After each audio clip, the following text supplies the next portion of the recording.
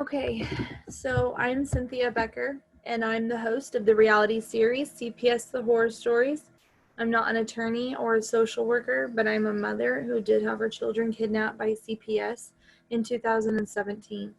After 2 years of fighting, I did get my kids back. The reason I do this show is just to shed light and truth on who CPS actually is. You know, it is CPS is a billion-dollar industry that we sit there and we feed and give money into, when all they do is they take our kids and turn it into a profit.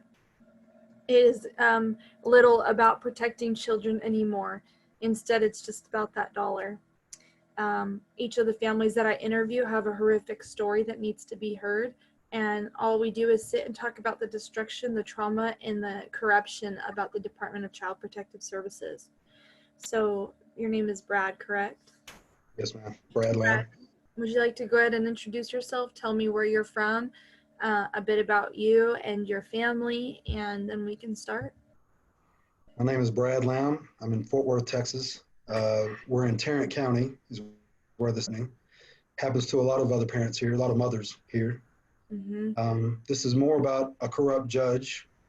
CPS refuses to get involved. So in my case, there's over 35 open CPS cases, well, not open, CPS cases that have been opened and closed. A lot of them closed within 24 hours of opening them. They refuse to look in, and the reason why they refuse to look in, the judge cuts all outside investigations off.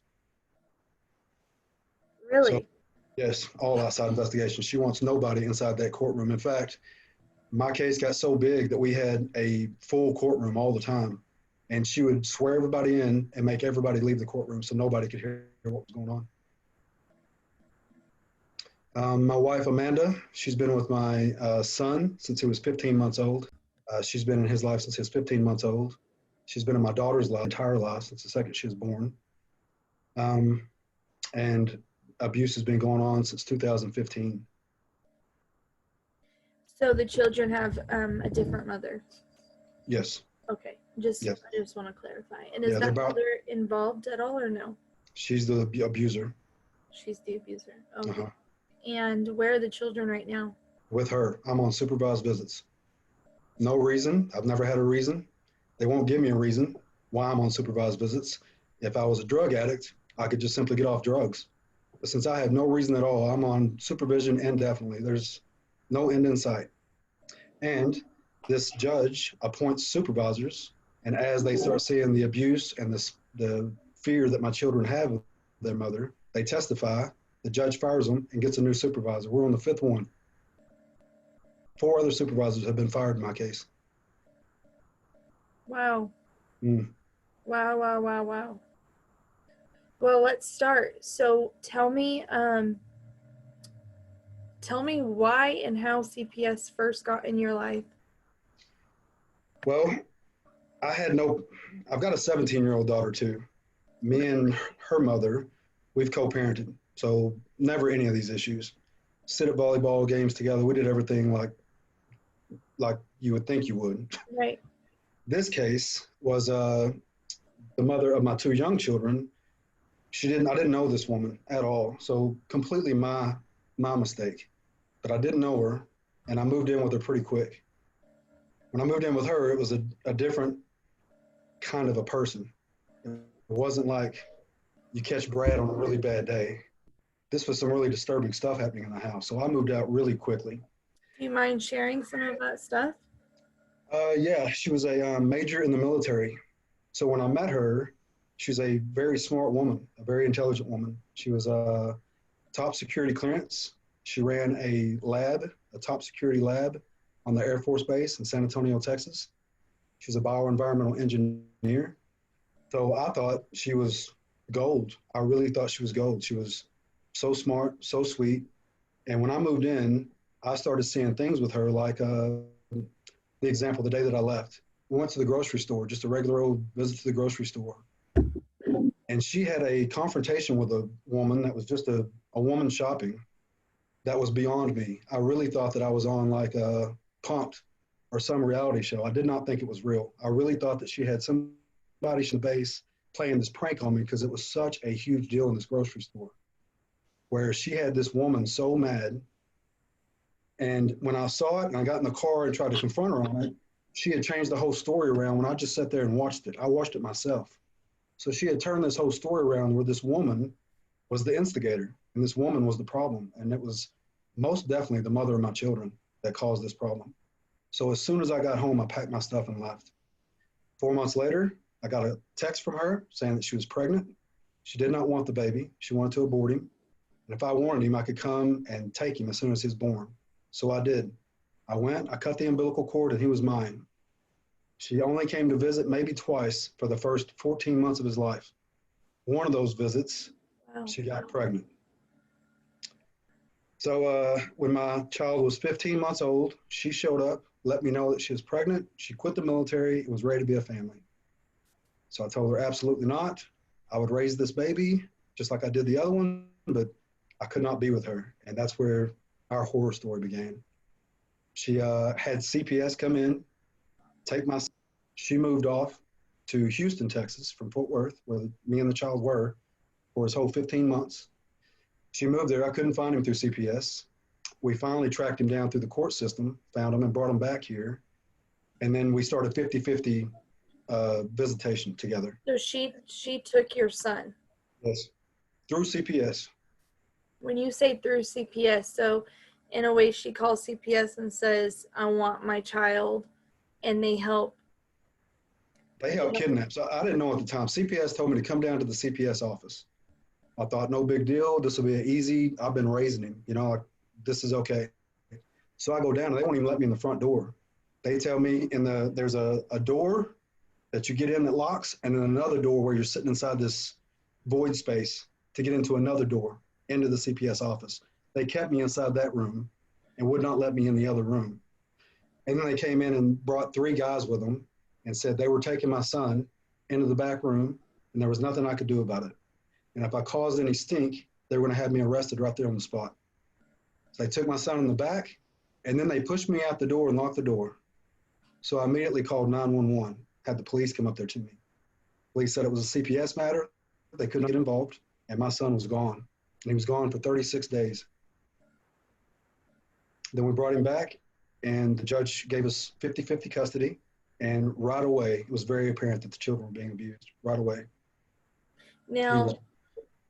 Now back to when CPS helped her escape with the child, did they have any further appearance in your life at that time, or was this just like a? They got fired. This went all the way up to not only the social worker that was involved, but her supervisor and even somebody above the supervisor. So all 3 of them got fired. What was the reason for being fired? I don't know. We can't get anything from CPS. CPS won't even show up with subpoenas. We have gotten, I can't tell you how many subpoenas on them, and they have some kind of immunity and they don't have to show up like everybody else does. So they've never even shown up, not one time in court. Okay, so you get your son back, and who orders 50-50? Was this like a family court? The judge, yes, ma'am. Okay. And has she already had the other baby yet? Yes, yeah, she's 4 now. Okay, but I'm saying at that time. No, not at that time. She had not. No, okay. And it was for sure your child? Did you have a pickup? We did after, but during court, she would tell me and everybody else this was not my child, but in court, she would say it was my child. So we didn't know until she was born. And then when she was born, I got the paternity test immediately. And we had a court order to make her take her maternity test, and I paid for it. And she put it off, didn't do the court order. So the judge, instead of making her, would just set it off for another 2 weeks. This continued for 3 months. So I didn't get my daughter at all until she was 3 months old. And then we started the 50-50 rotation, just like my son. Now, why did they make her do a maternity test? I made it. I got the paternity test, and I want to know if she was mine or not. Oh, So I see. we got the judge to order it. She just never did anything about the order. She kept not doing what she was supposed to, and they just kept on giving her more and more time.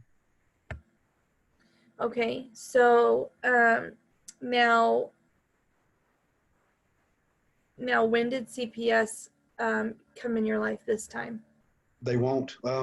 I personally am scared to death of CPS, so I don't call CPS, but everybody else does. Supervisors on my case have called CPS. Trauma therapists have called CPS. Police officers have called CPS. Uh, Cook's Children's Hospital have called CPS And this is calling them on the on my mother, child. correct? Yes. Okay. It's never an allegation on me whatsoever. Okay. Let's talk about, so you have a new woman in your life, your wife. Yes. When and how did you meet her? We were dating when Isaiah was 14 months old.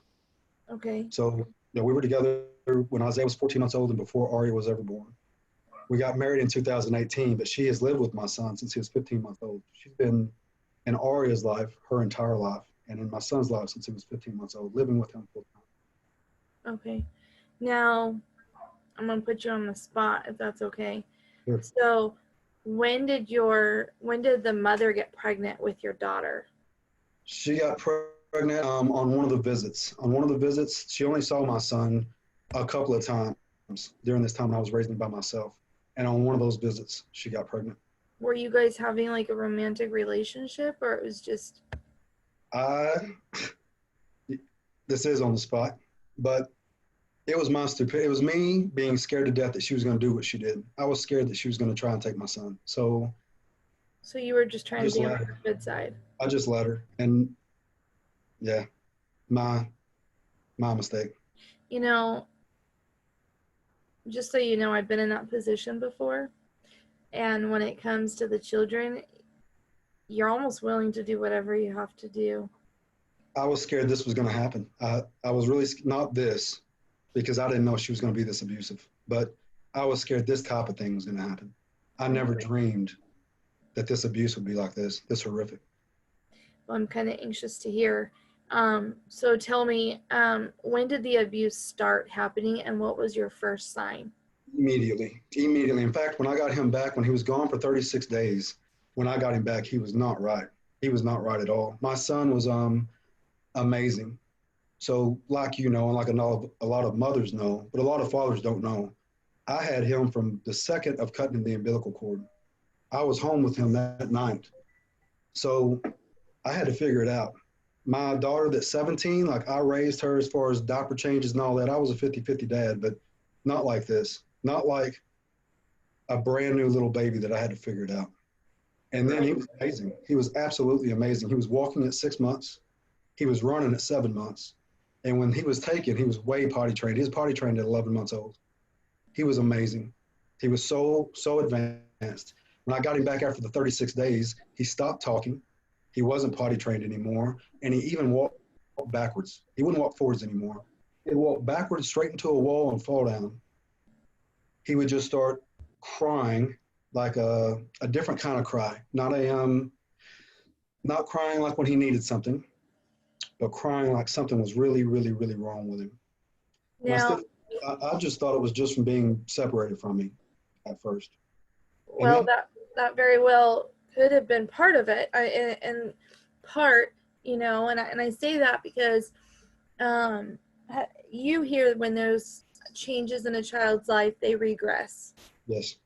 And just so you know, one of my jobs on here is just to be a kind of devil's advocate. So I do play all the parts. I allow everything. So this way, when you talk about the trauma, I'm able to pull every other aspect out. So then the trauma shows, it shines.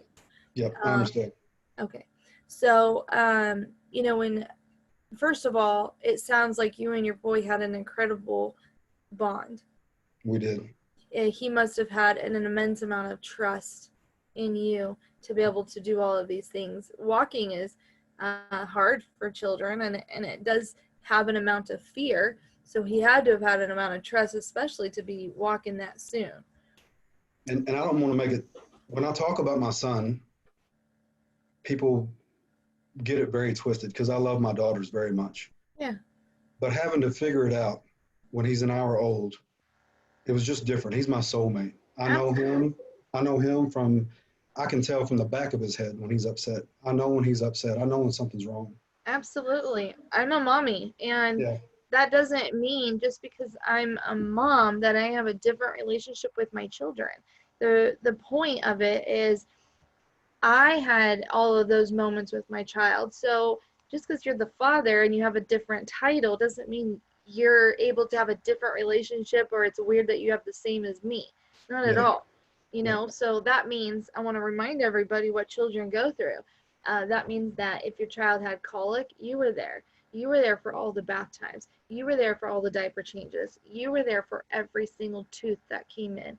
You were there for every nightmare or fear that could come into your child, having to work, having to find a childcare, having to teach them how to sit up, all the bottles, all the first foods, all the shots, all the doctor's appointments. That was your job. yeah, yeah, yeah. And it's So go ahead. yeah, no, I get it. So that was a big job. And yes, that is a huge bonding opportunity, but that's a lot of work and a lot of stress to be doing that all by yourself.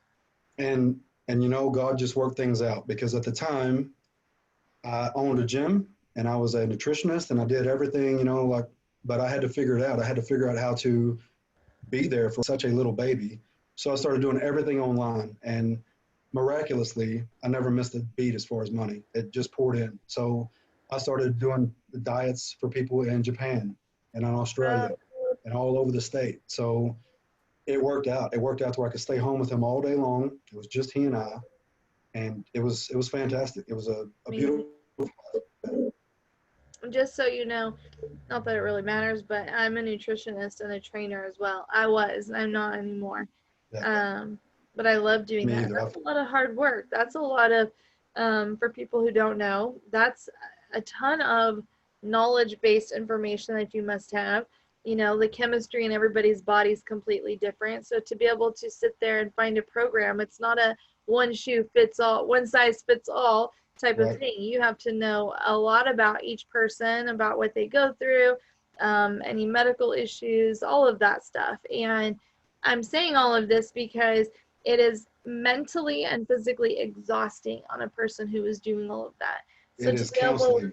yeah, to be able to Counseling. keep up that kind of job and then to maintain a relationship and teaching your child as well, that's pretty outstanding. So that's awesome. I'm really glad to hear that you It were was able. beautiful at that time. Yeah. Yeah, it sounds like it. And my nutrition, before this, always my passion was cancer patients and heart patients. I'm also pre-med before that. So I'm a nutritionist because I see how wrong the medical field is. Yep. So a lot of my nutrition began to be fitness competitors, getting them ready for stage. Yep. So that was part that brought in a lot of money. But as far as my passion, it's definitely the cancer patients and the heart patients that I work with. I used to compete as well. Yeah, that's And then got a I lot don't of. know if you have followed my story, but I have a lot of medical issues. You do. Have you followed mine at all or no? No, no. What medical issues? So I went from being super healthy. Oh, yeah. Yeah, I had my whole digestive system shut down. Oh, yeah. And when I competed, I never used any steroids. I never even used pre-workout. Everything I did was completely natural, Cool. very healthy. I made everything by myself, and it started off one day I was working out and started blacking out, and then after that, it just started getting worse. And from January to August, couldn't even get out of bed by August. Was this after you had your problems with your children? No, Oh, was it no. before? So this was before. This was Okay. in 2015. I started getting sick, and my kids were kidnapped in 2017. And unfortunately, the first allegation against me was that I was on drugs.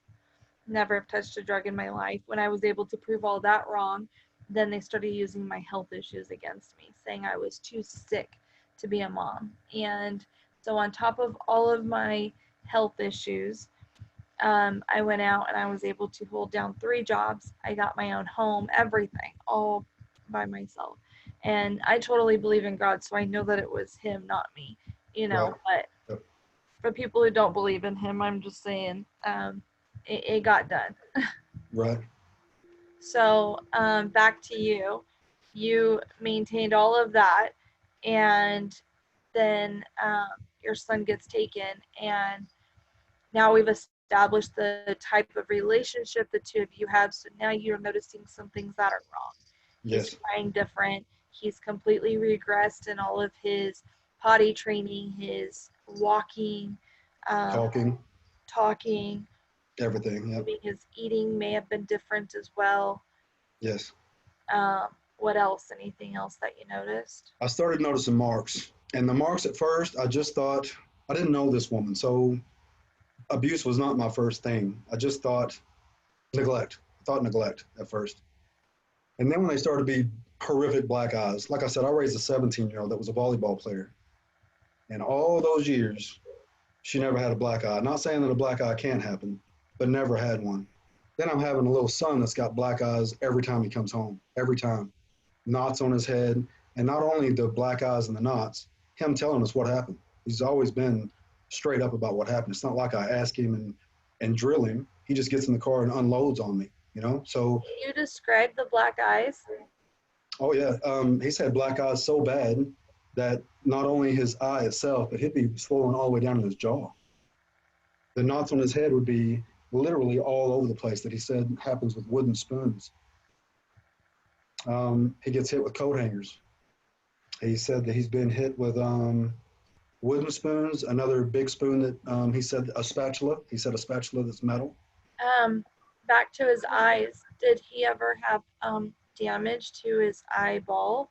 Not his eyeball, not that I know of, no. Were they ever red or anything like that? Not on the inside, Okay, no. that's good. Thank God. Yeah. So you said he'd come and get in the car and unload. Tell me how he would tell you about this. As soon as he'd get in, he'd say, "Mommy did this," or "Mommy hurt my eye," or "Mommy hit me," and would just start telling us things that happened to him. As he got older, he got much more vocal about it. And he still had a great trust with me at the time. I mean, I still had him all the time. So he trusted me and my wife very much. And he also would tell anybody, I mean, anybody in the family that would tell, he had these marks on him all the time. It ain't like he could hide them. So he would just tell like my mom or friends of the family. He would just be very forthcoming with what happened to him. So again, I had faith in the system at the time. You know, if this was going to be cleared up, there's no way that she's going to be getting away with this. But like you said, they started trying to push that I was a drug addict and an alcoholic. So that was my first obstacle to come around. So when he first came and had these markings, did you take him to the doctors by chance? Did you call the police? Did you document it, like have pictures? Yes, or journal anything? Yes, we have a very documented case. It is what they say here in Tarrant County, which is a very corrupt county, but they say mine is the most documented case that they've ever had. Do you happen to have any of the pictures with you? I do on the computer. Can I share them? I don't know how to do that, but. Do you have part custody? I mean, like you have. I am on supervised visits. Okay, then let's not share. Okay. Just for your sake. Okay. And knowing that, let's make sure that you haven't so far, but let's make sure we don't use any names. And the pictures are not the only documentation. There are 2 outcries by sexual assault nurses where he was sexually molested. Okay, I want to hear that, but I want to pause for a minute. Okay. So during this time when the abuse first started happening after that 36-day missing, was your daughter, the baby, born yet or not yet? No, she was born when Isaiah was about 18 months old. She was born. So we're still about 15 months. Yes. Okay, so now One of the things I started noticing with her when they became 50-50, both of them, was when on pickup, when I'd pick them up at 6 o'clock, my children would usually be asleep. Like she would have to hand me my little one, a dead limp, like just a limp baby. And we'd take her home and it'd be 15 to 16 hours. I could not wake her up. So we started p.m. or 6 a.m.?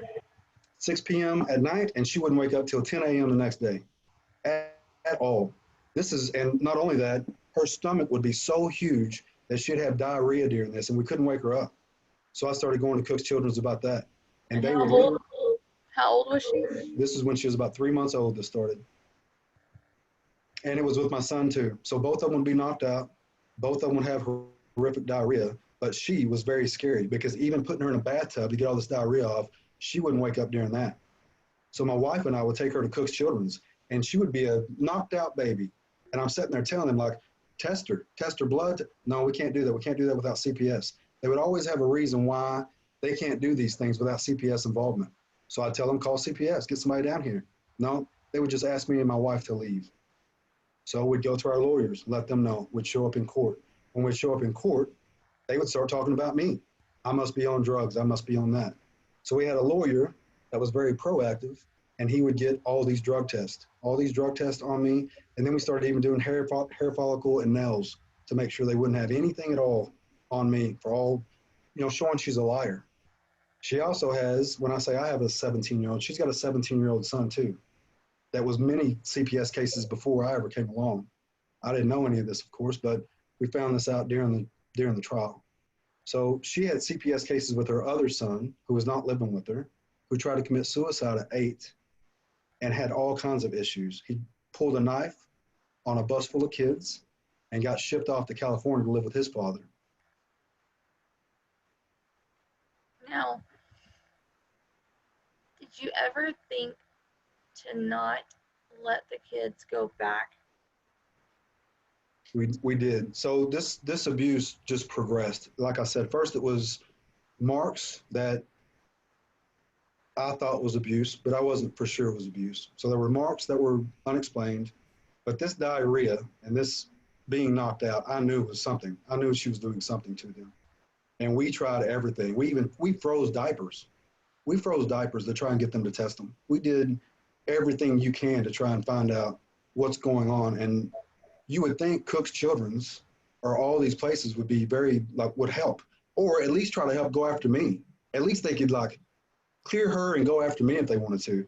But instead, nothing. They would do absolutely nothing. We got run out of Cook's Children, I think 6 times before finally a police officer came while my son was molested. And on this one, the police officer took my son to the back and talked to him by himself. And the police officer escorted us there, and he stayed in the waiting room with us the entire time. And he made sure that a sexual assault nurse did see us, because Cook's Children would never let anybody else see us. This time we had a sexual assault nurse do an exam on him. How old was he at this time? He was 3. He was 3 during the first real outcry, the first real that we knew something sexually happened to him. Did he tell you? Yes. What did he tell you? He was telling us that his mom was hurting his butt he was just pointing with his hand, and showing us that she would put her fingers inside of him. And he was also showing us that she would grab his pee-pee and his nuts so hard, Dad, just so hard. So he would tell us that, and he'd tell us about his butt. And at this time, his butt was very torn up. So we have all that. We have when you say torn up, so how did he verbally tell you this first, or were you helping him in the tub or something and noticed and then asked him? Yes, we got him home, and something was different this time. When he had black eyes and knots on his head, and when he was beaten and all that, he was fine. I know it doesn't sound like he'd be fine, but he was fine. Just tell me and nothing. This day, he was not fine. Something was way wrong with him. He was hurt to his soul. And he was explaining to me and my wife, that he had been hurt, but I didn't know how. And our routine when we get him home is always put him in the bath first. This day, he would not let me take his clothes off, like he'd never done before. He wouldn't let me take his clothes off, and then he kept turning around. He wouldn't let me see his backside. Was he crying? Bad. Like begging you to not make him have to do that? No, not begging me that. Just begging me to, he just didn't want to be hurt again, I think. Right. And he was probably scared to tell you, scared of, and, kids, when their innocence is ripped away like this, they become embarrassed too, Yeah. And when my daughter came home after being abused, after it happened so often, they start normalizing it. Not even that, but she was scared that if I found out and then told, see, the problem was because it couldn't stop. It was allowed to keep happening. Yeah. And every time the abuser would find out that she was telling, the Makes abuse it worse. would get worse. Yes, I know. And so she would try to cover it up and protect herself. So it sounds like he was trying to do that too. And as a parent, you become hopeless because you're like, there's nothing else you can do right now. Yeah.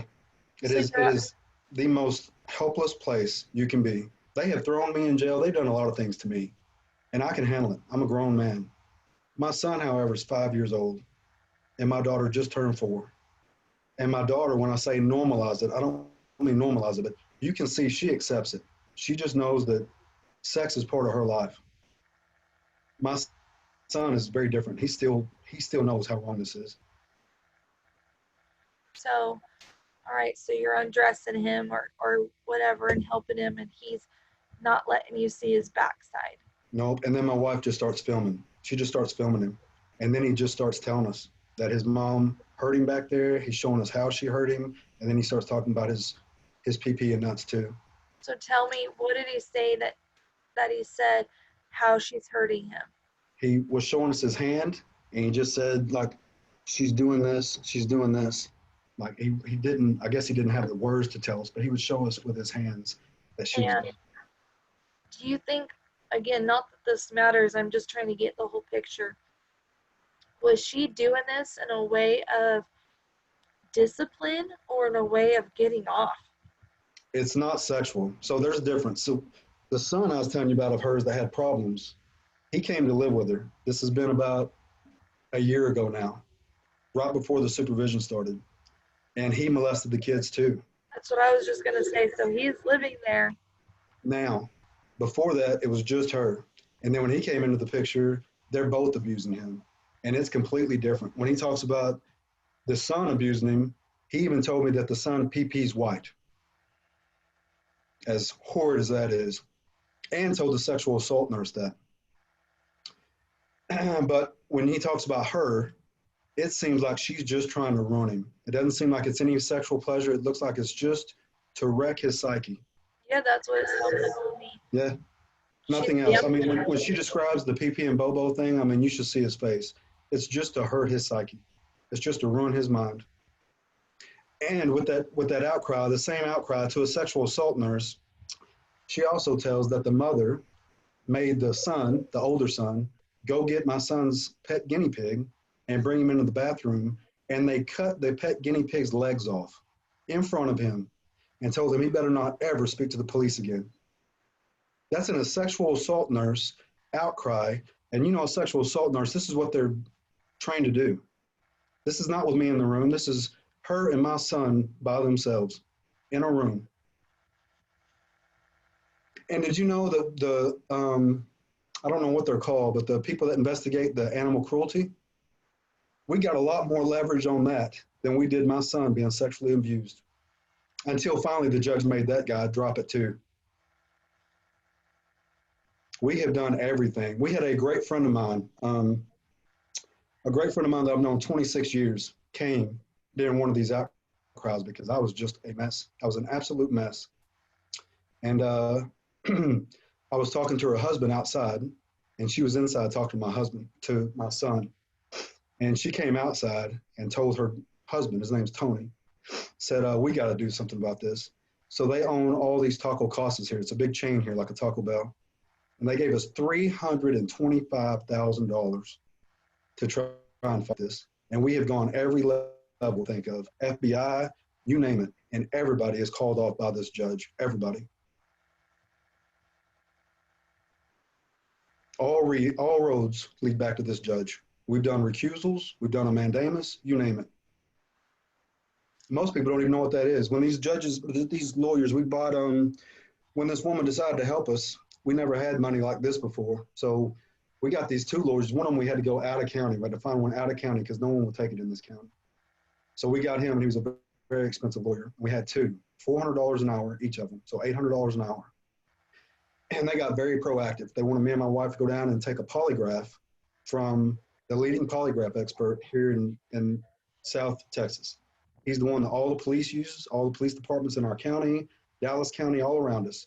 So we went and used him and made sure that they knew there was no coaching. There was never any of these things mentioned to our son from us, and this didn't have anything at all to do with us.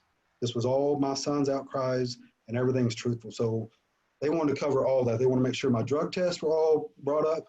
We had polygraphs, and we had everybody, as far as sexual assault nurses, everybody on hand.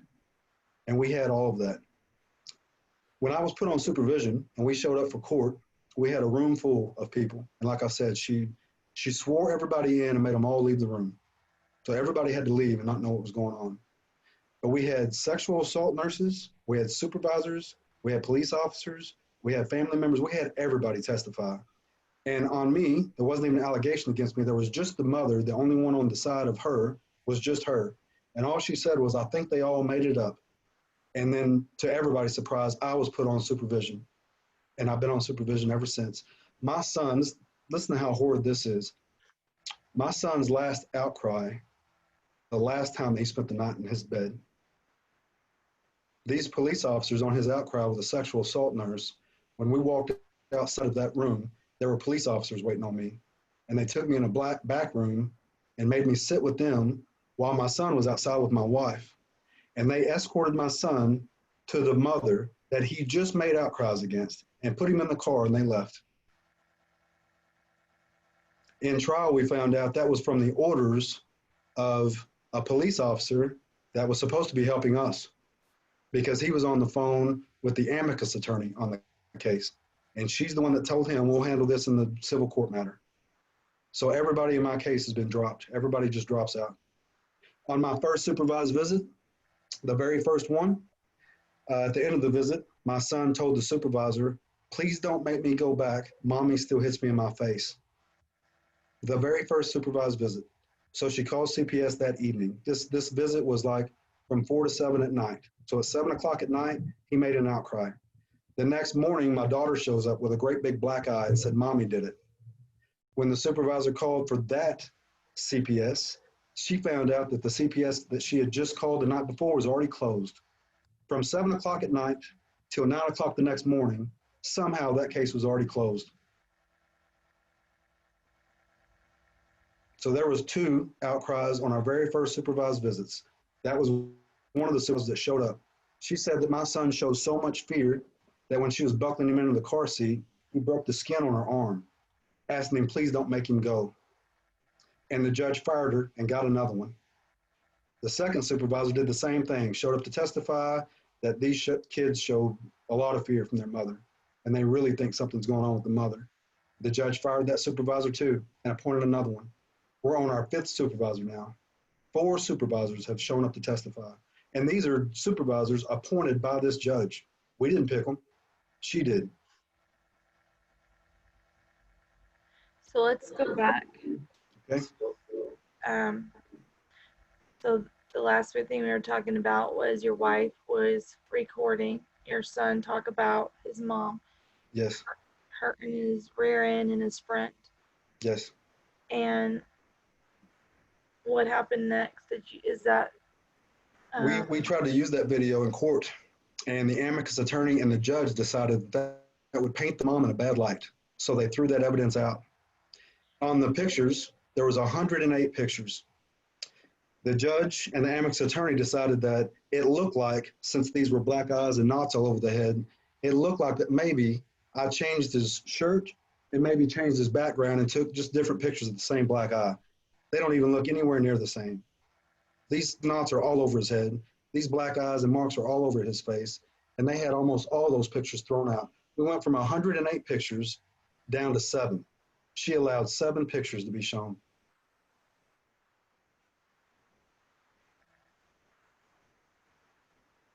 That video has never been seen by anybody besides the judge and the amicus attorney, because they threw it out, just like they threw out our polygraphs.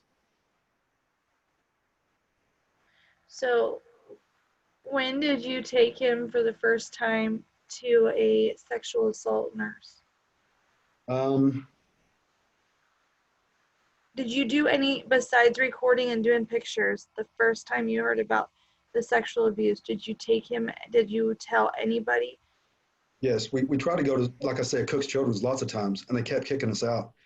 And we would like cause a stink. When I finally realized like this is just what they do, they're gonna kick us out no matter what. So we got to where we would call 911 in the waiting room to get the police there. And the police, everybody just point fingers. We can't do anything because it's the doctor's call. The doctor would say they can't do anything because it's CPS's call. What about CPS, what about a pediatrician? pediatricians, we try to go to pediatricians, and the judge made it to where I couldn't go to any more of my own doctors. She made a court order where I couldn't take him anywhere. This really is about them silencing my 5-year-old son. Oh, My absolutely. my mom saw my son 2 to 3 days a week. My mom has not seen my children now in over a year. My wife hasn't seen my children in over a year. Nobody in my family has seen my children in over a year. He had a play therapist at the time, and the judge also fired the play therapist and appointed her own play therapist. And then the mother just didn't, that's all right, that's it. Judge just let that happen. So my son hasn't been seen by anybody while he's been with her. We can't get wellness checks. We can't get CPS calls. We can't get anything. We can't even get anybody to go over there and check on them. So literally the only time I know that they're alive is when I show up for my supervised visits. And there is more and more and more damage every time. How often are your visits? Every other week for 3 hours on Saturday and 3 hours on Sunday. That costs me $300 every time I see them, on top of the child support I'm paying. You have to pay. Wow. Yep. Some of those months, I get to see them 3 times in a month, so that's $900 for supervised visits, plus the $300 a month for her child support. So $1,200 a month before we ever get started on any legal fees.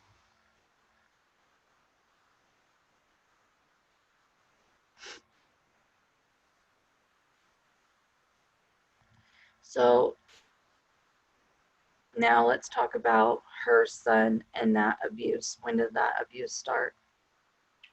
On my kids from her son, this started right after the July. He made another outcry in August, and that's when we found out that the brother was living there. We didn't know before that. August what? August 2nd. He had one outcry with a Of sexual what assault year? of 19. Okay. July 2nd of 19 and August of 19. He made sexual assault outcries to a sexual assaulter. What did he say? It's in the outcries that she wrote down, but he let him know that she always hurts him, that she hurts his pee-pee and bobo, that she sticks wooden spoons in his bobo along with her fingers. That the mother is? Mother, yeah. The only time his son was brought up was in the August outcry, and that's when he said that the brother pee-peed white on him. So her son, who was probably sexually harassed by her. Yes, now I know. So now I know the reason why what 8-year-old tries to jump off a balcony and kill herself. That's what happened with her son? Yeah, they tried to jump off a balcony in San Antonio. Sure did, at 8 years old. Now, the story I got when I met this woman is that this dad was such a horrid person that she kept the son away from him all this time. That was the story I heard. One of the red flags, when I told you earlier that I saw this at the grocery store, what she did, one of the other red flags that I saw there is she had a really nice place in San Antonio, a nice apartment downtown. And one of the nights, the first night that I stayed there, we were going to bed. And in her bedroom door, there was these great big deadbolt, these big things that go across the door, top and at the bottom. And I mean these big things. I'm like, my God, why was on the bedroom door? They do that at this apartment? Oh no, I had those installed. Why'd you have those installed? Because I'm scared I'm not gonna say her son's name, but I'm scared he'll come in here and kill me at night. So How that was, old, how old was he? He was 10 at the time. 10 years old when I met him. So she said And we didn't know until we got to court. But what happened with this whole thing was she went to school at USC, and her boyfriend at the time was going to USC as a football player.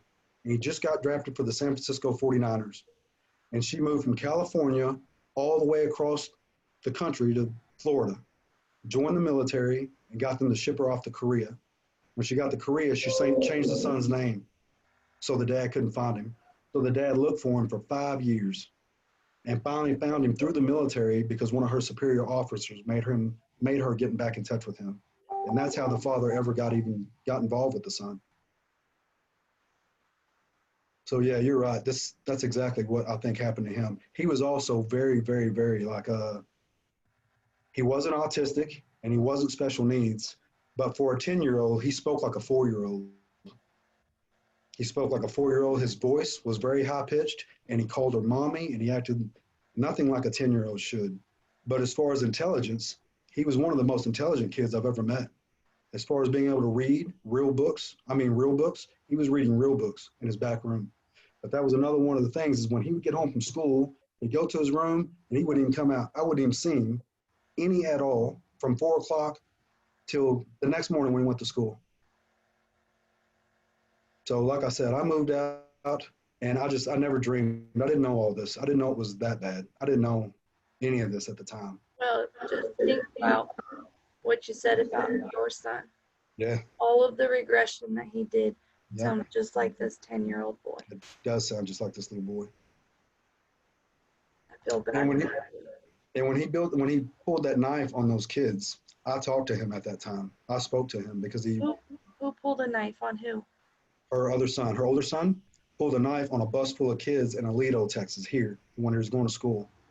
And when the bus driver called me, he said this was the 4th time that he had to stop the bus, pull it on the side of the road, get another bus from the school, come meet him, and all the kids would have to get on that bus while he took the one child in his only bus back to school. This time, however, he pulled a knife out of his bag and was talking about killing one of these students. So I talked to him about it because the mother wouldn't. So I talked to him about how serious this was. And I asked him if he knew what that meant, what he meant by killing somebody, if he knew the finality of that.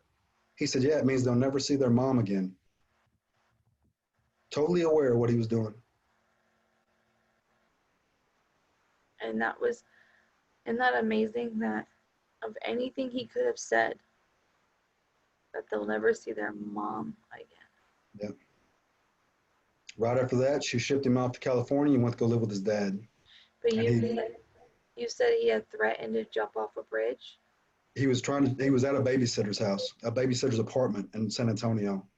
And he tried to jump off a 5-story building. He was trying to climb over it and jump off, and told her he's trying to kill himself. He was put into a psychiatrist there on the Air Force base where she was at. And as soon as they told her that he needed serious help, she took him out.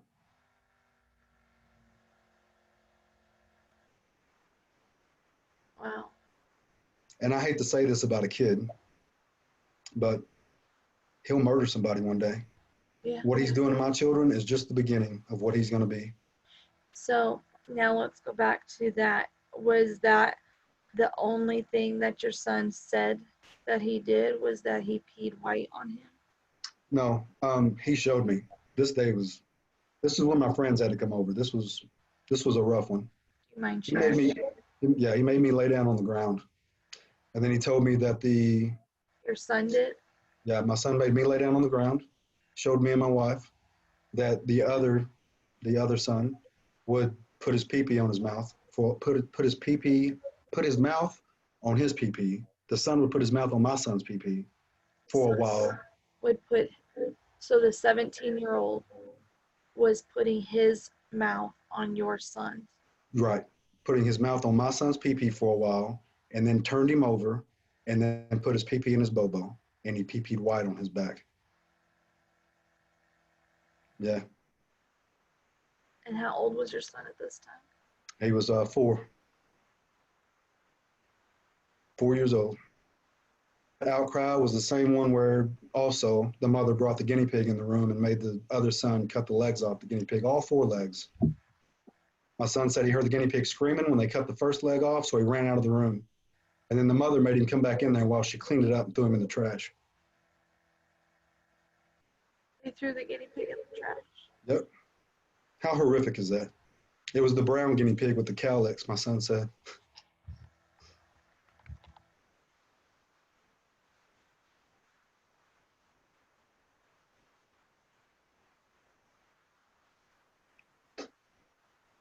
I just want to hold your son. Oh my God, me too. And my daughter, our last supervised visit, She told me that she had a new daddy named Alex. A new daddy. A new daddy named Alex. I said, oh, you do? And my son said, no, you don't. That's not our daddy. And she goes, uh-huh. Mommy said it's my daddy. And he goes, that's not our daddy. He's just on the computer. He's not real. And then Aria looked at me with this real funny look, like not like a 4-year-old look, like a sexual look, and said, I have lots of daddies on the computer. Oh my God. Yeah. Do you think that the mother is using her on, like, for sexual things? That's my fear. That's my fear. And like I said, my daughter is she's different than my son. She talks about it like you're playing with a truck. Like, it's so normal. So normal. My son knows it's wrong. My son made outcries for her too. So on those outcries to the sexual assault nurses, he didn't just tell for him, he told for her too. What? That she also hurts her PP. That she puts her fingers in her PP. And also that the other son also puts his PP in my daughter's PP. Being raped. Yep. Just like him.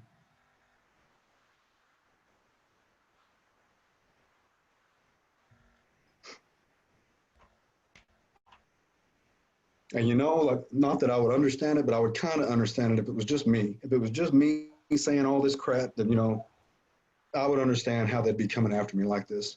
But instead, like, everybody in Fort Worth knows. I'm not kidding. Our story is so well known.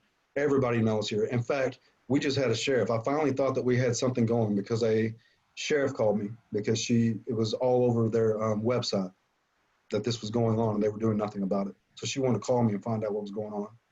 So she wanted me to send all the evidence that I had to their crimes against children unit. And they were going to try to get everything moved over from the Fort Worth PD to the sheriff's department. So I had a lot of hope on this one. She had me send it to the crimes against children person. Her name was Melinda Clark. I'm going to drop all these names. And the lady I talked to from the sheriff's department was Lieutenant Gabbert. So they wanted to get it taken out of the crimes against children unit for the Fort Worth PD because they've done nothing. His name's Detective Rodriguez. So they were going to have it all moved. And she just called me yesterday to tell me there was nothing at all they could do. They tried. It's horrific, and it is very well documented. So there's got to be something I can do. But as far as them being able to help, they can't because they talked to the DA, Sharon Wilson, and Sharon Wilson refuses to look at it and refuses to open it back up.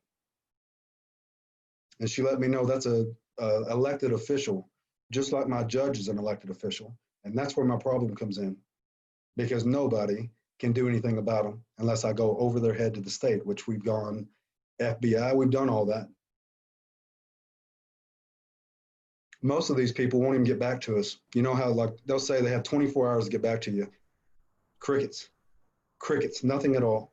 And like I said, our case is something that you can't ignore. I mean, it's not, there's some horrific pictures. And this is not me saying this. This is sexual assault nurses and other nurses and police officers and supervisors and you name it. I mean, my son has told everybody and their grandma, you know. I haven't told you about me going to jail. No. Yeah. So in August when he made that outcry, and I told you the police made my children go back with her. The person he just made an outcry against, and the police buckled him in their car seat and let her drive off with him. He hadn't been home since. So Tell me how the police were there. I don't know how they got called there. I don't know if it was the sexual assault nurse or who called them there. Where is there at the hospital? Cook's Children's Hospital. And you brought your kids because of what he told you. Right, with the police officer. The police officer escorted us there. This was, the beat cops have been a lot of help. So I don't want to sound like I'm just downing everybody because the regular cops that come out to the house have been a lot of help. It's when it tries to go, it's when they try to go over there. You were at home, your son told you, so you called the police. Yes. And then they escorted you to the hospital. Yes, and he waited. He waited for us that whole time. It took an hour and a half for the sexual assault nurse to show up, and he waited with us the entire time. Okay, and then what happens? He waited until they made sure that we were back in the forensic office, with the sexual assault nurse, and then he left. And that was all I knew. And then the rest of this was hours. I mean, we probably spent 4 hours back here with her with my son, and then we had to do a sexual exam, which was horrific, absolutely horrific. And then when they wanted to do it to my daughter, I'm like, absolutely not. We're not doing that to my daughter. You're not putting those Q-tips in my daughter. What happened? What did they do? They stuck these Q-tips that are about 6 inches long up his anus with me holding his hand.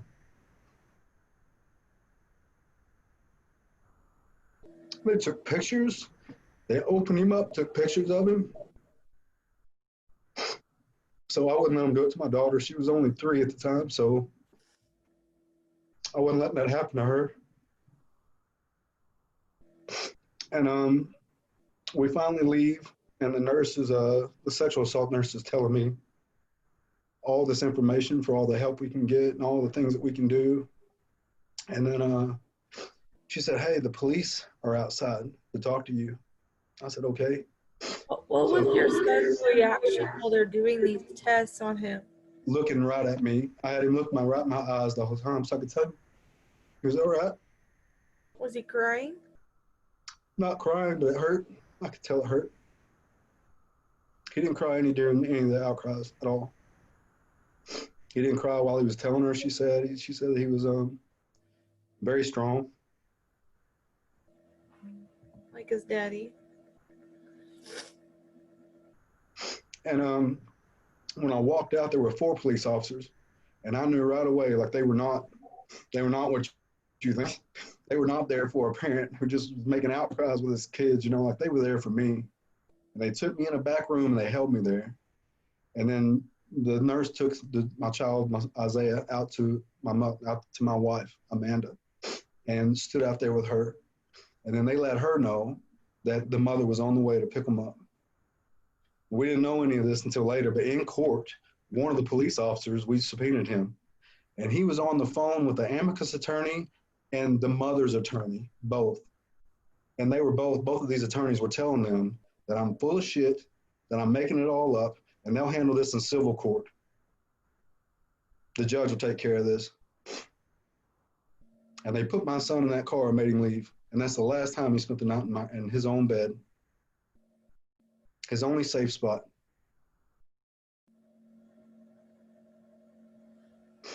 Anyway, so we left, and you can imagine, like I was just absolutely lost. Didn't know what I was gonna do. On Wednesday, I get a knock at the door, and even if the police has never arrested you, you know a police knock. So when I opened the door, they had a fugitive task force out there for me. They had a guy with a riot shield and his gun drawn, and right beside him was a guy with a battering ram that was about to batter down my door. They were parked in my grass and my neighbor's grass. There was 11 cop cars out in front, all down the street, and they even had a roadblock, like I was El Chapo, and I'm there trying to protect my son. And finally, the first 2 cops, there was the one with the battering ram and the one with the riot shield were dressed in black riot gear, and it said Fort Worth Fugitive Task Force. About another 12 police officers were there in green, looked like military uniforms. And they were in the back. Those guys in the military probably saved my life that day, because when I opened the door, the one with the riot shield put his shield to the side and grabbed my arm and acted like he's gonna throw me down in the bushes. So I held my arm strong, and my dog is a Chiweenie. She's 10 pounds. Her home, barking. And he pulls his gun out and says, I'm gonna have to shoot her. And I stand in front of him. And finally, the guys from the green, they come up and move the guys in the black out of the way. And one of them tells me, like, hey, man, this is not a big deal. This is a misdemeanor. This is an interference with child custody. It's nothing. You'll be out in a few hours. So completely de-escalated the situation, because I was not happy at all. And I was ready to get shot that day. So I let them take me in. But when I got to jail, I didn't get a phone call. Thank God, one of the ones that I was in the cop car with, he left us his own cell phone to call my wife to let her know I'd been arrested. So on the outside, all these people were trying to find me, and they couldn't find me for 24 hours. They kept telling them that, no, there's no record of him in here. He's not in here. He's not here. So for 24 hours, I was sitting in a holding cell. And every 4 hours, the whole group, the drunks or whatever, they get to go see the judge every 4 hours while I'm sitting there on concrete. And I sat there for 24 hours. And finally at 5 a.m., they tell me, come on, you're moving. So I think, finally, man, I'm getting out of here. They moved me up to max security 3 jail and put me in a segregated jail with 5 Hispanic guys. It was a 6-man jail cell, 5 Hispanic guys, and me. So when I'm sitting there at 5 a.m. trying to get my stuff put on my bunk, this guy's like, hey, man, are you okay? And he's rubbing his eyes, and everybody's asleep. There's nobody moving in this whole floor. So I'm trying to put my stuff up. He said, hey, man, you all right? I'm like, yeah, I'm all right. I have been sitting on concrete for 24 hours, man. I got to lay down. He said, are you white? I said, yeah. He said, no, man, you can't be in here. I said, what do you mean? He said, this is a segregated jail, man. Those guards know you can't be in here. You can't be in here. So I'm like, man, I'm laying down. I don't care. Like, I'm laying down. He said, as soon as we get up, talk to the guard, man, you got to get moved out of this cell. I said, okay. So I only sleep for about 3 hours. And I finally get up, and outside is a phone. So I finally get to go and try to get on the phone. And as soon as I get on the phone, other 2 young Hispanic guys come up to me. And one of them takes his shirt off, said, let's go, old school. And then I have another guy that was in my jail cell, came up to me and said, hey, man, you got to fight. If you don't fight now, you're going to be fighting all day long. So I have to walk in my jail cell with 5 Hispanic guys that I'm rooming with and 2 other Hispanic guys in there waiting on me. So I walk in there, and another God moment. Only God got me through this, because those 6 guys let me and this guy fight one-on-one. And they move him out of the jail cell. Whenever it's over, they move this guy out. And then one of the guys, there's only 3 that can speak English. Other 2 guys can't speak any English at all. One of them was really, really cool to me. And he said, man, I don't know what they're doing to you, but this ain't right. You're not supposed to be in here. Like, I don't know what's going on, but you really got to do something. Well, finally, they were serving food. And again, I hadn't eaten in like 30-something hours at this point. So I went and grabbed my tray. And as soon as I grabbed my tray, a black guy came up to me and said, that's my tray. I'm like, no, man, this ain't your tray. So again, let's go. And he starts walking to a jail cell. So again, these Hispanic guys come up to me and they say, hey, man, don't go in that jail cell and fight, man. We'll do it in our jail cell. So again, I'm walking into my jail cell with my 5 guys that are in my cell and this other black guy. And then me and him have to fight.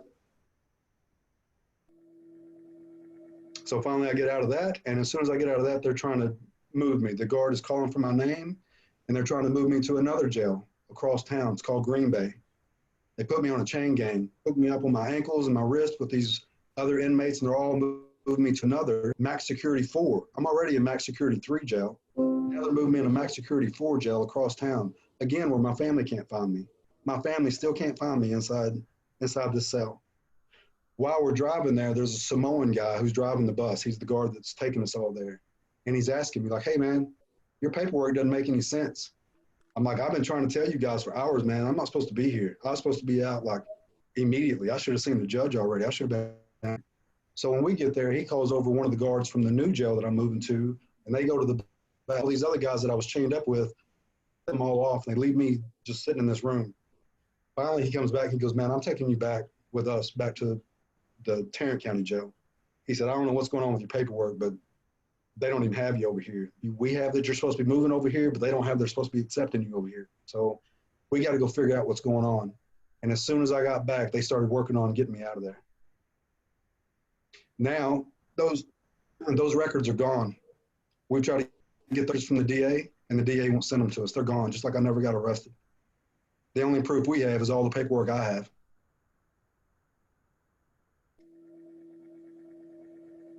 And if you know how jail works, they wanted me hurt. They wanted me shut up. They wanted me silenced like they silenced my son. When you see what they've done to my son, and you see that all the supervisors have been changed out, he had to change from his school. He had a teacher, Miss Sandy. And that was the original person. When he was first telling me and my wife what happened to him, he wanted to tell Miss Sandy because he knew that was who he was supposed to tell. So that came up in court, Miss Sandy. And that was a court order that she was not to take him out of school. You know what she did the next day? Took him out of school. Took him out of school, and he's never seen Miss Sandy since. He had a supervisor not a supervisor, he had a play therapist at the time. Who The took judge, him out of school? the mother.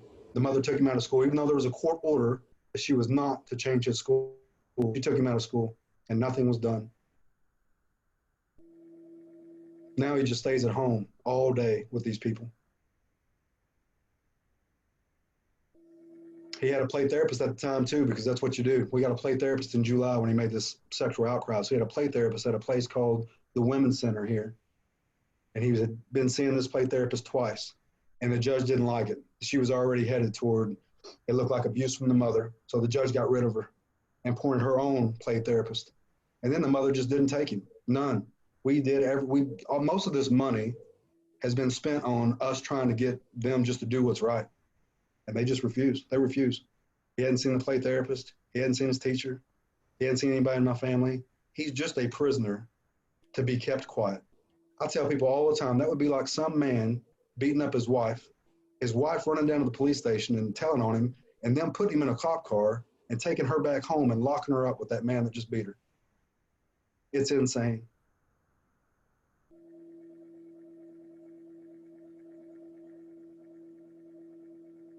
I'm not the only one they jailed too. They jailed a mother here fighting for the same thing, and they jailed her. This is not like other counties. At least other counties, like, they do a lot of things to make your life hell, but they'll just straight up lock you up.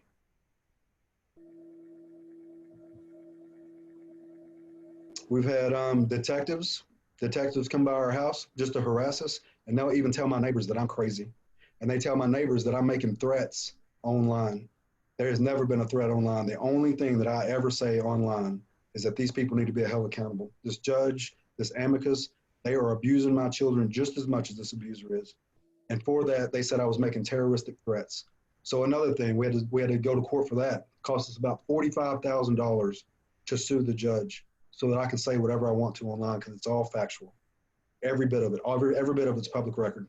So everything on my petition and everything I put, that's all public record. You can look at that. Anybody can look at it. So as long as I stay factual and as long as I don't make up anything, I can say whatever I want. And I won that. It's an anti-SLAPP motion that we made. So I'm one of the few people here that can keep speaking out. Most of the mothers that have joined with me, they can't speak out at all. They can't say anything. In fact, 2 of them have moved state. One of them lives in Virginia, and she's fighting for her children she hadn't seen in 6 months. Her name's Sarah Pike. She hadn't seen her boys in 6 months, and she had to move to Virginia just to keep from going to jail. There's another lady that lives in Missouri who's fighting for her grandchildren because her daughter got locked up, and she's trying to fight from there so they don't lock her up too. That's what they do to you here in Tarrant County. They lock you up. They lock your kids away with the abuser, and they lock you away in jail. Have you listened to any of the stories that I've done? I can't hear many of them. I can't even hardly read most of them. Hits home too much. I know a lot of the stories. I have joined like almost every group you can think of, and I have a good, not a good support group in person, but I have a good support group now with as many mothers as I've gotten to know that's gone through this nonsense that you can't believe is real. There's 2 families in Texas. One that her husband was accused of molesting the daughters, but all of the people who told the story had a different version of the story. Yeah. And then the daughter that it supposedly happened to even said it didn't happen. But he got put in prison for 110 years. And the accusation started, like there was only like 2 counts or whatever. And the judge raised it to like 14. That's what so Sarah Pike, the lady I'm telling you about, they've got her for 39, and it's called terroristic threats. And it's for the same thing that I'm doing. It's just for going public. For going public, they got her for 39 violations. That way, if she does show up to try to fight for her kids, she goes straight to jail, and she knows it. So your CPS story isn't a fight against CPS necessarily. It's the fact that you need them to remove your son and help him and protect him, and they refuse. We need somebody. We need anybody to help him. And it is so scary when you have people from, like this lady from the sheriff's department, letting me know this is corrupt and there's nothing you can do about it. And that's crazy to hear from somebody that's over a crimes against children unit. You mean you can't do anything? You know this to be true. You have all this in your hands and you can't do anything. Nope. We can't do anything against that DA and we can't do anything against that judge. That's where your problem is.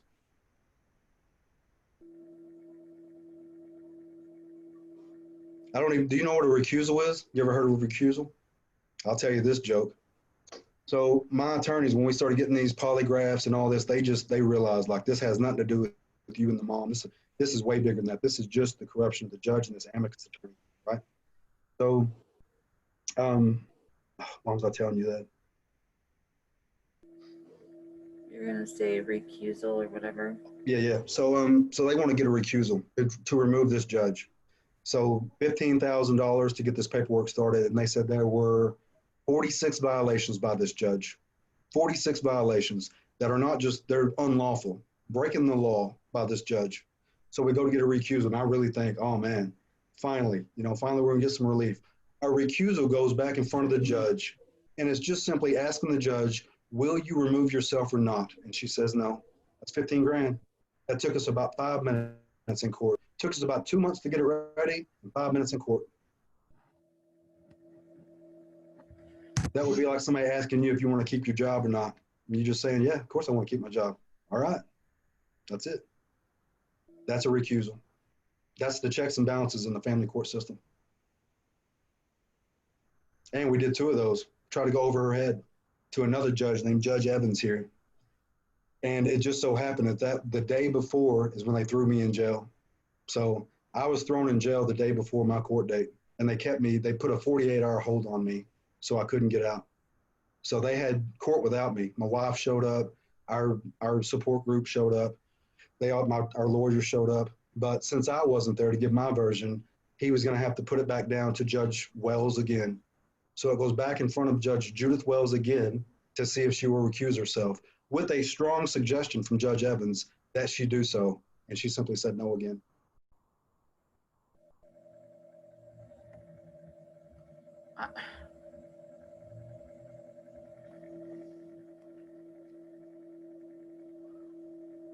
There's nobody else we can go to? You tell me. The woman I was just telling you about, Lieutenant Gabbert, she told me to go to the Texas Department of Safety, and they have a criminal investigations unit, and they can look at DAs, and they can look at judges. So we're going to start that process now. The only thing scary about that is I know they're going to pick me up again. I know they are. It ain't like what you think. They don't have to have a reason. Like last time they picked me up, it's gone. Like it never happened. Just like it never happened.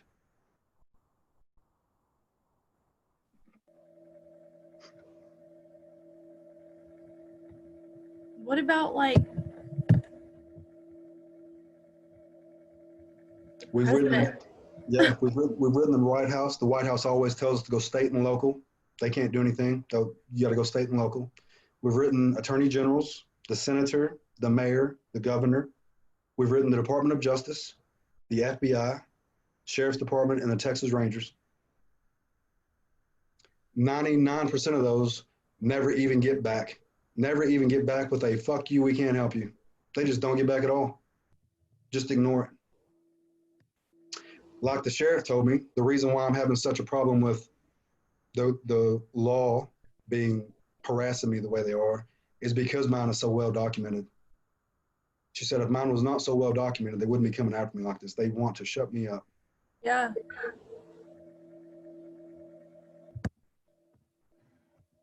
I'm at a loss. I'm at a complete loss. We have done, the money's all gone. I'm about to lose my home. My internet and everything got cut off. That's why I had to come over here to my nephew's house just to talk to you.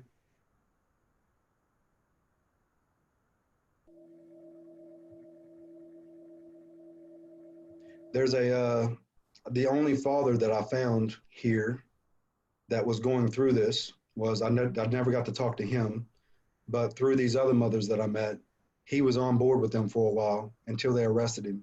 He was a fireman here in Fort Worth, in Tarrant County. And they started doing the same thing to him. They started sending detectives up to the fire department all the time. And his chief fired him. And this guy leaves his daughter, who's getting raped by a stepdad, and just leaves state. He leaves state. He's somewhere else so he can go get a job. It can't wreck his life. Can you believe that? He wanted to go start his life over somewhere else. So he left that little girl here being molested by the stepdad because the police is giving so much harassment on him.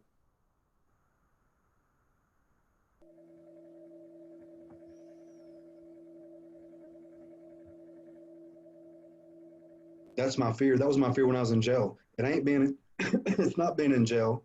It's not having to fight. It's not being scared what they're going to do to me. When I'm in jail, I can't fight for my son. When I'm in jail, I'm silenced, just like he's silenced.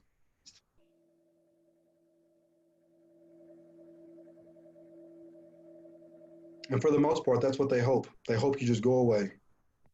They hope you either go nuts or you lose yourself or you just leave. You just leave. That is exactly what they want. And if you're a strong person, then they'll just keep coming after you. They'll keep coming after you and keep coming after you.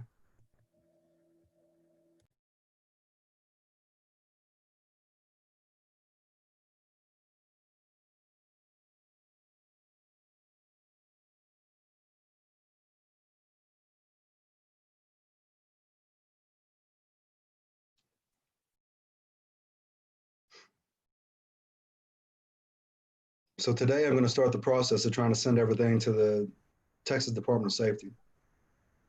I start trying to get in the criminal investigations on this DA and on this judge and on this amicus attorney.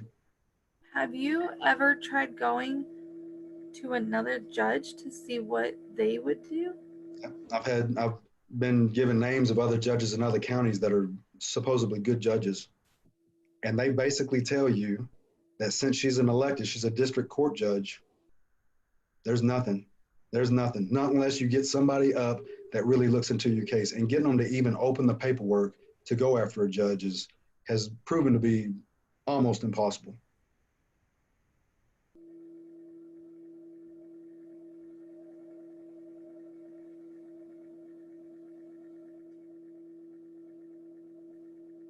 And we found out so much information since this we were reaching out to the DA when I was arrested, and my wife was looking for me. She was emailing this DA, and then we had all of our support group emailing this DA. We were so stupid to be reaching out to her, because come to find out, she's the one that was pushing the charges on me. And come to find out, she is great friends with Judge Judith Wells. Also, come to find out, one of the places my kids had to make a forensic interview was a place called Alliance for Children. It's a place where they do all in-house investigations. The Crimes Against Children unit for the Fort Worth and the CPS investigative unit is all in-house in Alliance Center for Children. So they make their forensic interview there, they have play therapists there, and they also do all the investigations there. Well, come to find out, Sharon Wilson is the board member at that place, at Alliance Center for Children. And that's where almost every one of these cases go awry. As soon as they get to Alliance Center for Children, it goes real south for the protective parent.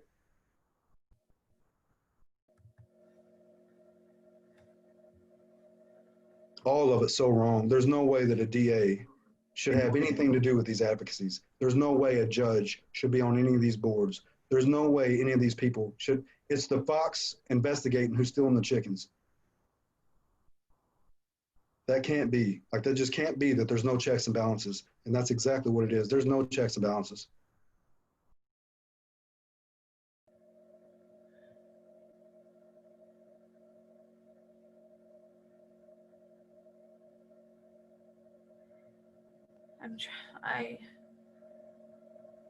And I did nothing online. I did nothing. For 2 years, I kept it. I wanted to protect my children as much as I could, thinking surely we're going to get through this. And surely I'm going to have to rebuild these kids. And I don't want their faces and everything all over everywhere. You know, like I don't want their story out until I started figuring out like I'm going to be a Gable Fernandez. If we don't do something, my kids are going to end up dead. Makes me so sad that that their innocence is gone, that they're living in constant pain, that their protector, you, can't protect them. I can't even. Here's another thing on the supervised visits. I can't ask about their mom. I can't ask if they're going to school. I can't ask if they have a babysitter. I can't ask about anything at all in their home life. And here's another one. I can't. My son's favorite thing is Hot Wheels. It has always been Hot Wheels.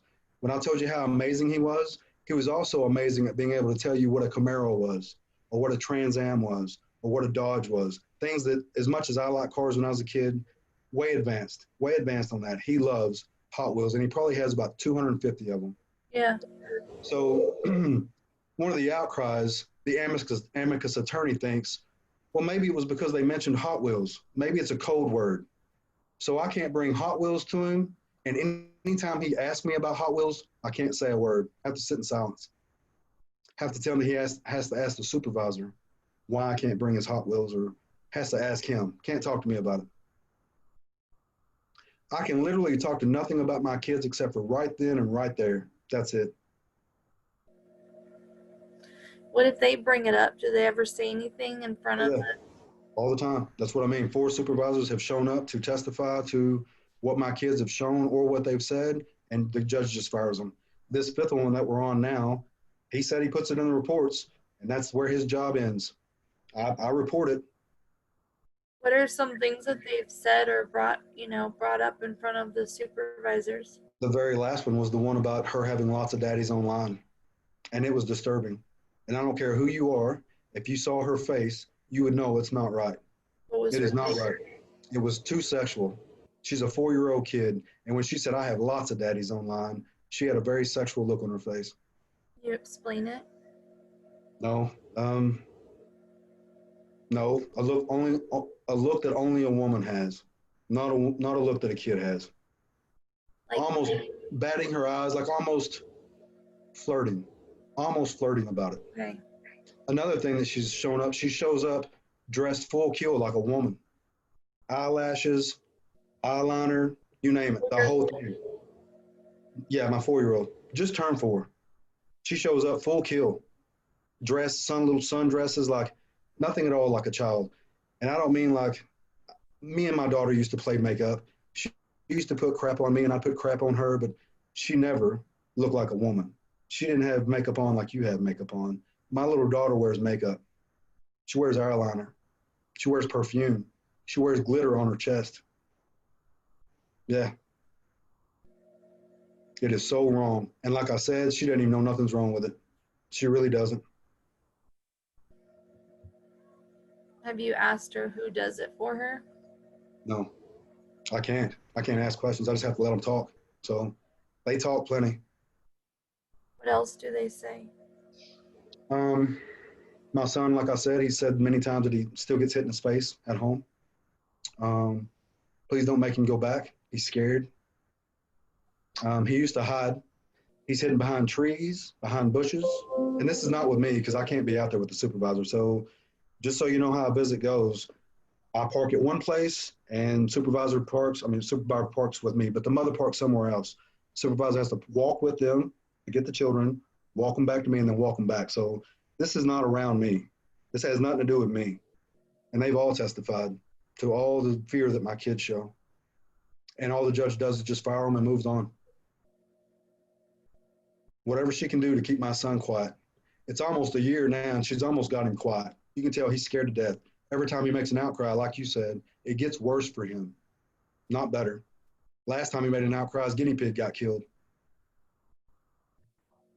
When was that again? Last year? That was in 19, August of 19.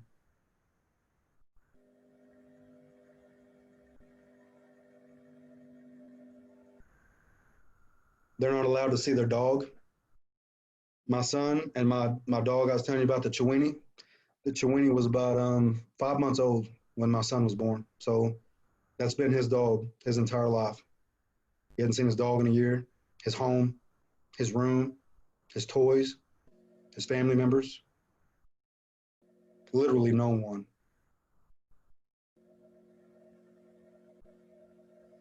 He has no outlet at all. And with COVID, they're not in school, so he's got no friends. And even before that, she'd already taken him out anyway. And whatever the reason, did he ever tell you why he's being abused? Like, is it out of discipline? Is he doing something wrong? Oh yeah, he would tell us. So he would tell us like with the eyes and the knots and stuff all over his head because I was bad. So I would, when this was going on for so long, I kept him like he was because it would take a lot to glue those pieces back together for him, just in enough time for her to go rip them all back off. But at least he got to hear what he was supposed to hear. I would let him know, like, Isaiah, don't you ever believe that. That's not true. Nobody hits you upside the head because you're bad. And nobody does these things to your pee-pee or bobo because you're bad, Isaiah. Don't you ever believe that. That is not okay. Now he has none of that. I can't say that in front of if I say anything like that, the supervisor is to stop the visit, take the children from me, and I'm supposed to be in contempt.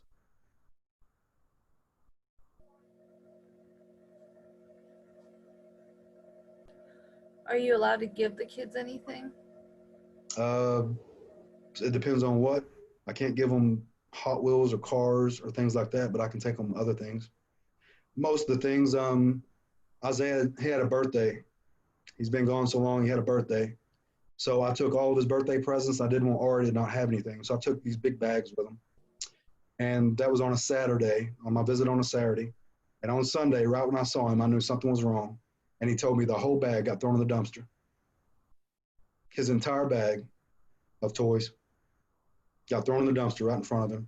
Not Aria, though. She let Aria keep her stuff, but threw all my son's stuff away. Again, the supervisor heard that as well.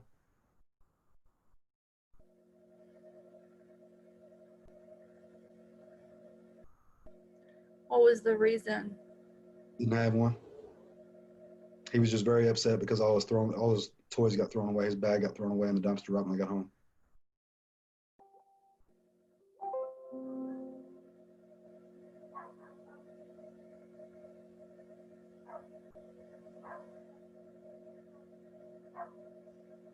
She's trying to break my son mentally. She's trying to make my son like my daughter. She's trying to get him to accept this as his life. And there's no way this can be their life. Our story is known by everybody. I haven't been quiet at all about it.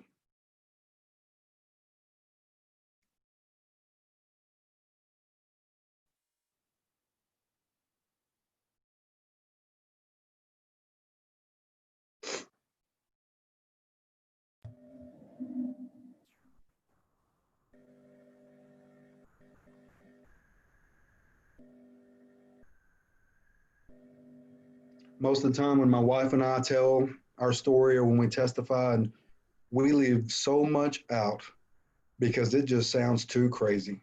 So we really leave a lot of truth out. We leave that she tried to poison our dog. The same dog I was telling you about, she tried to poison him once. Who? She's, go ahead. When did the mom? Yep. On one of the visits, when she came to pick the kids up, she dumped out a bunch of chicken nuggets on the ground.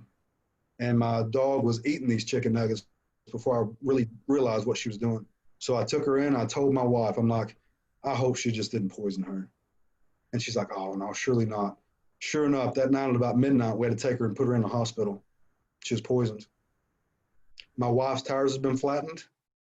The dumpster by our old apartment got burnt. That was right beside my wife's car.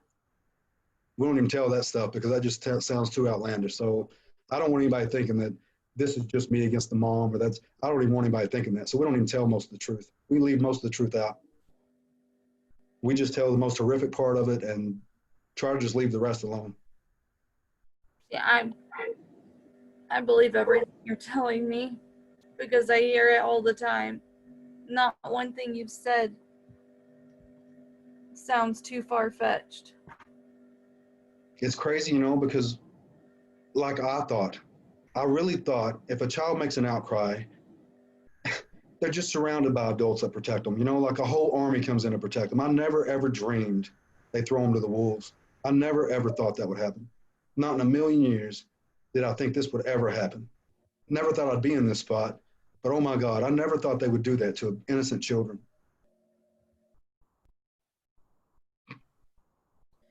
Have you heard about the Bikers Against Child Abuse? Yes, I've reached out. And Nothing. Good support. They share my story. But as far as any real help, I had one that called from here, the region that's here, and he said the only way they can get involved is if the judge lets them get involved. have you reached out to the House of Representatives? Yes, we have. We've written letters, and I've had quite a few people send letters into them. We did get a response from them letting us know that the best bet was to get a hold of the DA, Sharon Wilson. Yeah. Yeah. You did. I'm sure you've heard all these stories, so it's all a bunch of finger pointing. It's not my job. It's everybody else's job, but their job. Yeah. That's the most popular statement. Yeah. I don't have power. You have to go to that person first. We have sat there in a Cook's Children's lobby arguing with police officers and the doctor that's supposed to be doing the exam, and why they can't do the exam, why the cop can't make the doctor do the exam, and why the doctor can't make the. It's just a joke. It's an absolute joke. And that time they were just waiting on CPS. They were waiting on CPS to get there. So after 2 hours, we were told that CPS is not coming. We also went down to the local police station. Me and a bunch of people. My nephew, I raised my nephew. So me and my nephew and his wife and his little child, the friends that I told you that were supporting us from the Taco Casas, they showed up. Another brother showed up, my wife, me. We had about 14 people at this police station wanting to talk to the chief of police. And they made us wait outside. And outside, we probably had 8, 9 cops all come up to us, just regular beat cops, all nice, all heard the story, all very good, and letting us know the chief will do something about this. And the chief finally comes outside and said that he got a call from the CPS, and CPS, this case is closed. I'm like, this case that I'm trying to open right now? Yeah, this case is closed. I'm like, this one. We're opening up a case today, and this case is closed? He said, yep, she just told me it's already closed. They refused to come down. Have you tried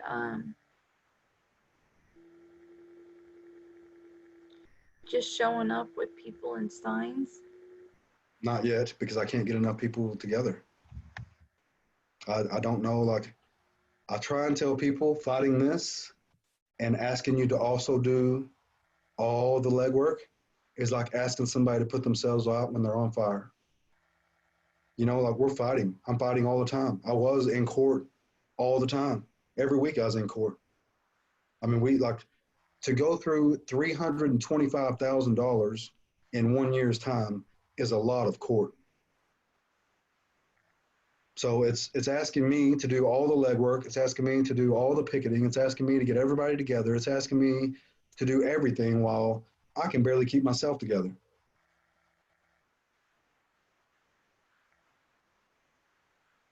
And they're successful. This throwing people in jail is pretty successful here. It's pretty successful to get parents just to go away or to stop being vocal or to stop speaking out and to keep trying to get this taken care of behind closed doors, which I can tell you right now is never going to happen. It is never going to happen. They keep you behind those closed doors for a reason.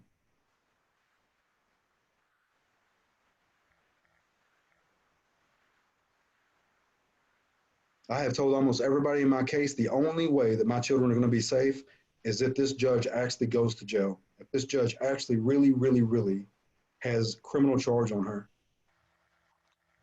And she should have. She absolutely should have. In fact, she should have to be sitting in a jail cell looking at my kids' battered faces all day, every day. You know what makes me sick? Is you are one family. I know. I know. I wonder how many Yeah, I know. Whenever I have found the other mothers, there was a coalition here. It was all mothers, but they were a good coalition because they also had some attorneys on their side, and they got real close to getting this judge. This judge, if you look her up on Facebook, there's a Impeach Judge Wells. She's got her own Facebook page called Impeach Judge Wells. This coalition had that going, and it was a lot. It was gaining a lot of ground, and these women were really, really, really gaining a lot of traction on this judge. And then all of a sudden, the judge sued them all and started putting charges on them, and then it broke the whole group up.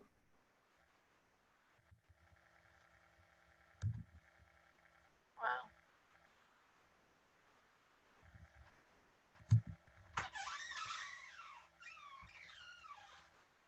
And I don't know, like my theory, I don't know if this is true or not, but my theory with how many women go through this is just simply because more men abuse, I think. I mean, I don't know, but it seems like so many mothers go through this compared to fathers, or maybe the fathers just take off. I don't know. Maybe when it gets really hard, they leave. I don't know. But a lot of moms go through this, and a lot of moms go through this right here in my county.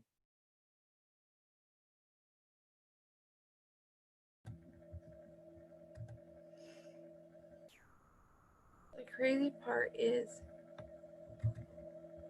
she doesn't even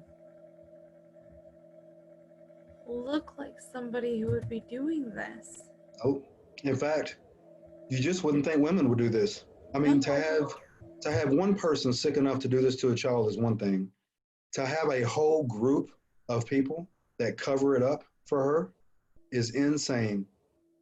The amicus attorney is a female. The judge is a female. I just would have never thought. I would have never thought. I can't help but sit here and think about the mom's other son. Oh, I know. Like, and how she took him, changed his name, and hid him from the father. Yeah. And it's in evidence with this Judge Wells. Isn't that unbelievable? She knows that. She knows that. She knows how many CPS cases is with this other son as well. They tell me it has nothing to do with these children. Oh, that's another case. That doesn't have anything to do with these children. Yes, it does. It shows character. If you abuse, period. Yeah, it's not her first time. No, she's good at this by now. That kid is 17 years now. She knows exactly what she's doing. She knows how to play this system. And by the time he turned 10, she was scared to death of him. Scared of him. Yeah. How scary is that? And so, like, I'm telling you, I've been around a lot of kids. I love children. Something's way off with him. Something is way, and we know what it is. But I was beaten as a kid, not sexually abused, but I was beaten. And I know I'm not the norm, but it made me a great father and it made me a great person to women. You know, like it didn't do that to me. But this kid has some serious, serious issues. And I knew that day when I didn't tell you everything about the knife. Not only did he say they'll never see their mom again, he told me he had carried that knife in his backpack for a week because at the bus stop, there's a creek where a lot of the kids go down and play. And he was hoping to lure one of those kids down to the creek so he could kill him. And that's when I asked him, do you know what that means? Do you know the finality of death? Yes, they'll never see their mother again. He is a scary individual. And the fact that they both are abusing and they're even abusing in front of each other is beyond me. How does that even happen? How in the world does that happen? They're doing it together. Yeah. Yeah, cut off as guinea pigs together and doing this stuff together, whether it's just wild, just a thing that happens in the house. And now after what my daughter says, it really sounds like things are going on the computer too.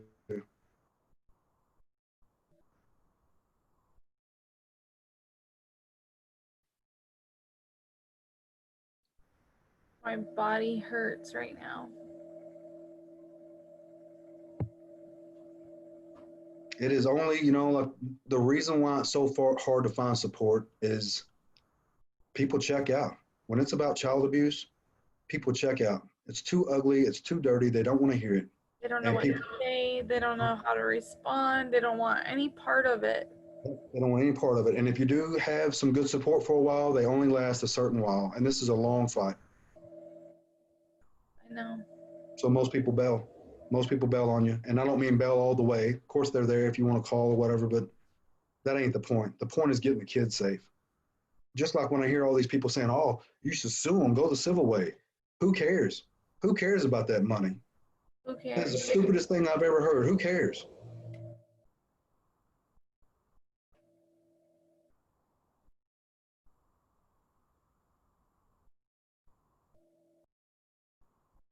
And then, like you said, to hear so many other people, like, that's why we need each other, you know, because nobody else would understand this. I always tell people, like, the only way you could find somebody that would know what this is like is if a man and woman are on vacation and all of a sudden they turn around, their kid's gone.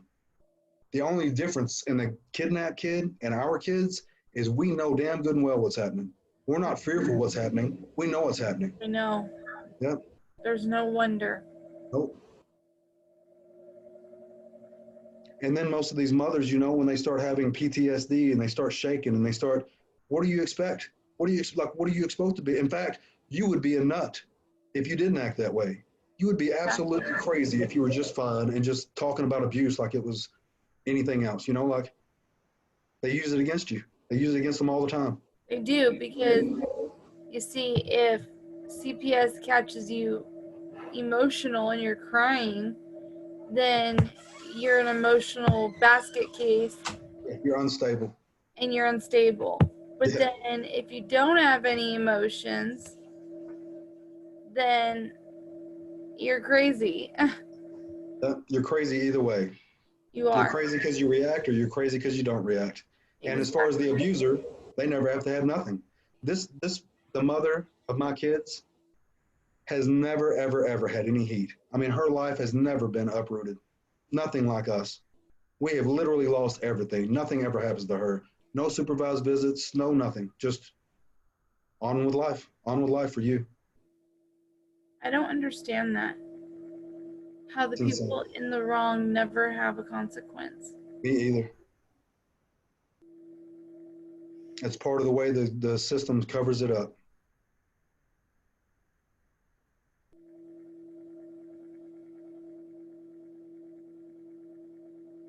So I'm just hoping that getting this story as big as possible and being as loud as possible, I'm just hoping that somebody's going to see it that can do something about this judge. What would you tell people who are watching? It's all false. Anything you think about the court system is not what you think. The second that you get inside this spider web and you know that it's going wrong, stop with the whole lawyer stuff. I would say just stop with that whole stuff at all and just go public. Go public immediately. I really would. I had faith in this system even when I knew I shouldn't have faith. I continue to have faith because this is so horrific and so documented and so out there. It's not even like it's not hidden at all. I don't have like I really feel sorry for the other mothers that I talk to and find out well their kids told them in confidence and their kids told them in private, and that should be plenty. That should at least be plenty to get everybody looked into. You know, like look into me and look into her. Y'all should just throw our lives completely upside down and find out, get to the bottom of it. But instead, at 99% of the time, well, in fact, I'll say 100 because I haven't heard a good case yet. But they always go after the protected parents and they always give the children to the abusers. I haven't heard one good story yet, not one. And that's what I would tell people. Like it is a lie. It is a false sense of security that people are going to do the right thing.